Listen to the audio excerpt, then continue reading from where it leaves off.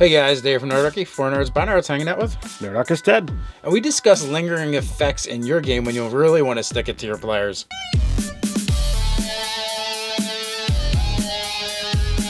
Jump down the description below where you can sign up for Nerdarchy, the newsletter, get weekly gaming tips, as well as learn how to game with Nerdarchy. Alright, so you had brought a suggestion for a video topic. I did. I like the idea of, things that can happen in a game that are negative that wind up, continuing on throughout, whether it be multiple sessions or for even longer. It has the ability to become something that's an obstacle, something to overcome, as well as, add fun to what's going on and give the danger of, or give the threat that danger is real. Okay, so what kind of things are you talking about? Well, we already have short-term effects like, fear and pain, but they don't ever seem to really last like you sometimes see in movies or in novels. You have diseases and serious injuries that can be, cured or waved away with magic. But sometimes you could have those kind of effects that might be resistant to those curative magics. And I was, wanting to go over different options, different things that you could do in your game that present these type of effects. And either you play a game that, greater restoration just doesn't exist, or, regeneration in order to regrow limbs isn't an option, or, the effect that you've received is resistant to those magics. Just to have effects that happen in the game that, show that you're in the real world and not everything's always going to be, smiles and daisies. And there's just maybe you're playing a lower magic game and you don't have access to those things. All right, so what are your thoughts? What things have you come up with? In Game of Thrones, there's a bit of spoiler if you're not really paying attention. A character gets grayscale, and he's got to go through this lengthy process. Tully, Sam winds up finding a cure. He's told, don't do it, it's too risky, and he winds up being successful. So if you had diseases that could be along those lines, you could have things that become this great fear in your world that, this is something that if somebody has access to it, or if somebody gets it, they become shunned. They become, pushed away from normal society because nobody else wants to get it. And even if, you play in a world that restorative magic is there and this thing doesn't work with that, you wind up creating a detriment that creates a quest of how do you go to get rid of it. Well, also in the example of using like grayscale as well, you could also consult the conditions tables and see what kind of conditions it may cause you. Maybe there's a Constitution saving throw or a Will saving throw to overcome these effects and have them not affect you. You could also tie it to kind of the flaw mechanic or the inspiration mechanic of 5th edition Dungeons & Dragons. So when these things do come up and hamper your character, you then can kind of reward them for it at the same time for, offering a role-playing thing. In the Save Our Dice game, at some point we had encountered, various undead and ghosts and, had really experienced some like extraplanar intrusions in our minds. And we had to make saving throws versus insanity. And I failed. So it wasn't a long-running campaign, so we didn't really have a chance to explore it. But in the short time, what we came up with was, I was going to have to take on some kind of insanity or some kind of quirk or something.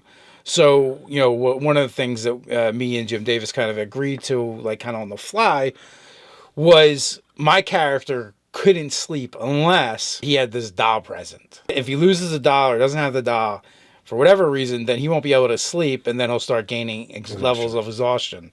So that's what I mean. You can take things like that and incorporate it into your game. So I was also looking at, you could have these detriments, whether it be a disease, whether it be a permanent fear of either a particular NPC or a particular class, like say giants or dragons, and regardless of what kind of things are going on, you are under this effect. It gives you, something to combat. And as you see these things in novels and movies, to me it's a point of inspiration that I can say, oh well, this is something that I would like to overcome. And as you brought up, it could be tied to the flaw mechanic that, all right, well, you're going to willingly, every time you come up against these things, you're going to automatically take these fear effects. You're not going to be able to move forward. You're going to suffer these detriments. And for that loss, you get your inspiration. It's not a nice trade-off. No.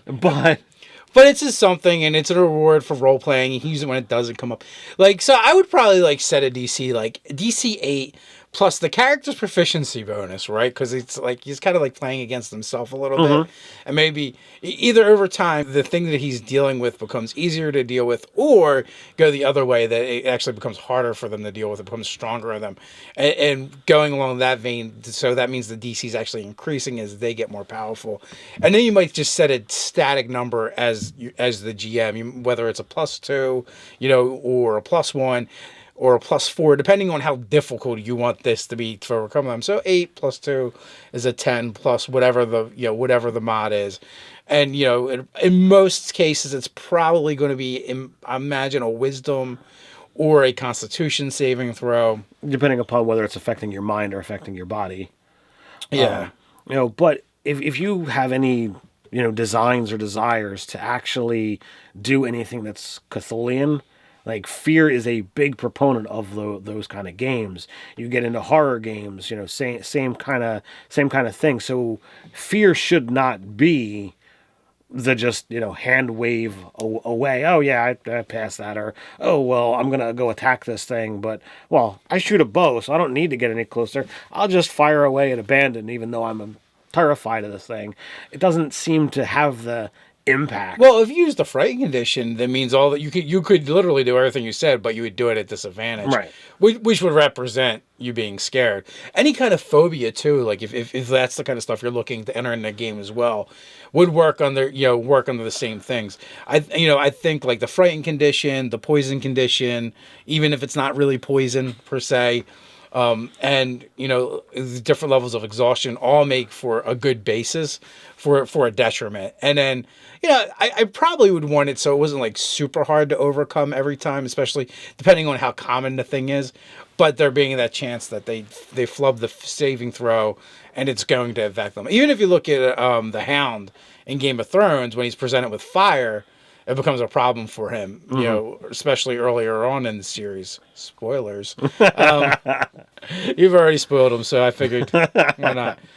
But no, so you can see how he reacts, and he's one of the toughest warriors in that series. Right.